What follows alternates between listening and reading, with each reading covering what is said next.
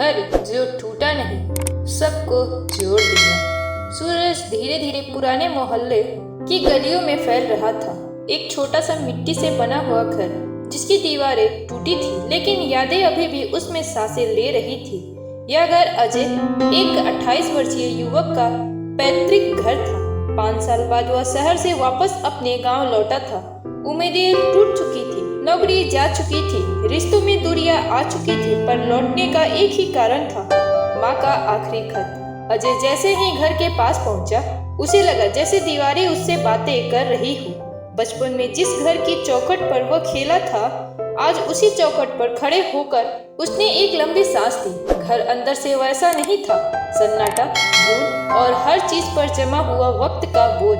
रसोई में उसकी माँ के हाथों की खुशबू बस यादों में बची थी। आंगन में उसके पिता की हंसी के निशान कहीं गुम थे। सबसे बड़ा झटका तब लगा जब उसने पुराने बक्से में एक और चिट्ठी देखी, पिता की लिखी हुई। चिट्ठी में लिखा था, अजय, घर कभी दीवारों से नहीं बनता, यह उन लोगों से बनता है जो उसमें रहते हैं। एक दिन तू लौटेगा और यह घर फिर से सांस लेगा। अजय की आंखें भर आई। अजय ने घर की मरम्मत शुरू की। गांव के लोग उसके पास आते, मदद करते और बताते कि उसके पिता कितने नेक इंसान थे, लेकिन सबके चेहरों पर एक डर भी था, जैसे कोई सच्चाई छिपा रहे हो।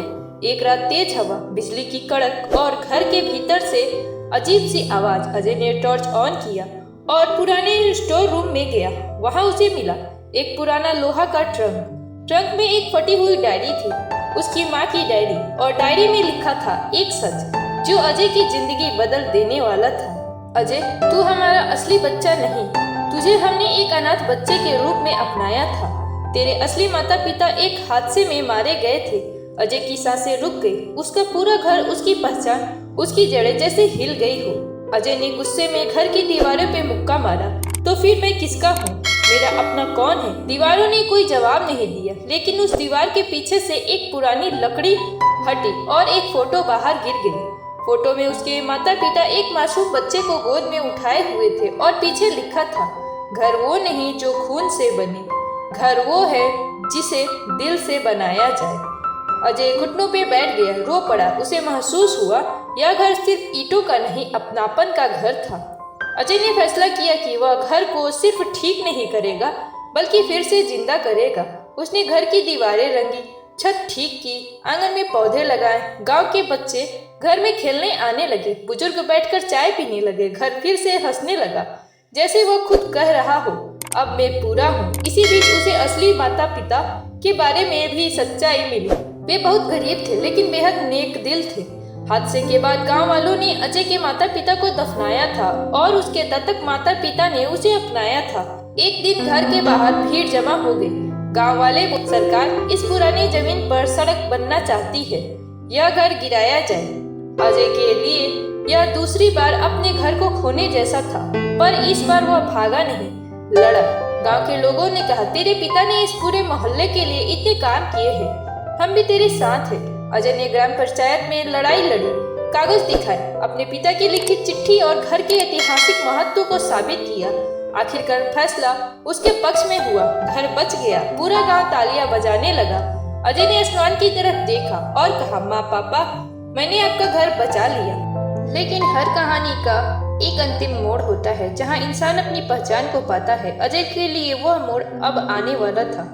एक सुबह घर में एक महिला आई। उसके चेहरे पे थकान थी, आंखों में डर और हाथ में एक छोटा बच्चा। उसने कांपते हुए कहा, मुझे यहाँ सहारा चाहिए। लेकिन जैसे ही उसने अजय को देखा, वह वहीं रुक गई।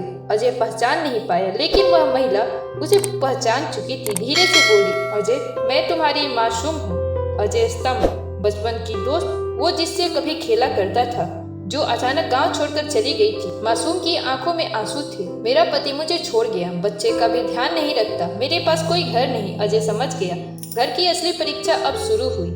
गांव वाले फुसफुसाने लगे, एक बच्चे वाली महिला घर में रह रही है, अजय की बदनामी न हो जाए। अजय ने साफ जवाब दिया, यह घर है और घर में कोई ठुकराया नहीं जाता। मासूम को रहने की जगह मिली, बच्चे को परिवार और अजय को एक सच्ची जिम्मेदारी। लेकिन बातें थमने वाली नहीं थी। धीरे धीरे गांव की पंचायत ने नोटिस भेजा, अजय को साबित करना होगा कि यह घर सामाजिक व्यवस्था में फिट बैठता है। अजय अब दो लड़ाई लड़ रहा था, एक समाज की सोच से और दूसरी अपनी अतीत से। एक शाम बारिश हो रही थी।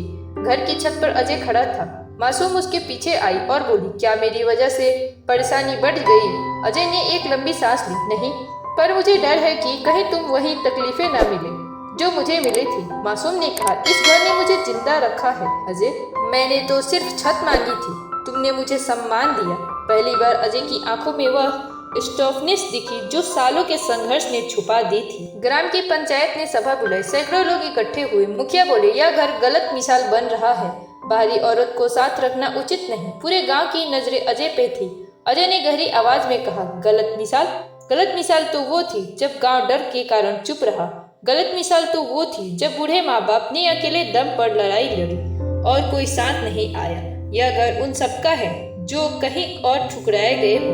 भीड़ शांत हो गई। अजय आगे बोला, घर खून के रिश्तों से नहीं, निभाए हुए रिश्तों से बनता है। और अगर इस घर को समाज गलत कहता है तो ऐसा समाज बदलना जरूरी है।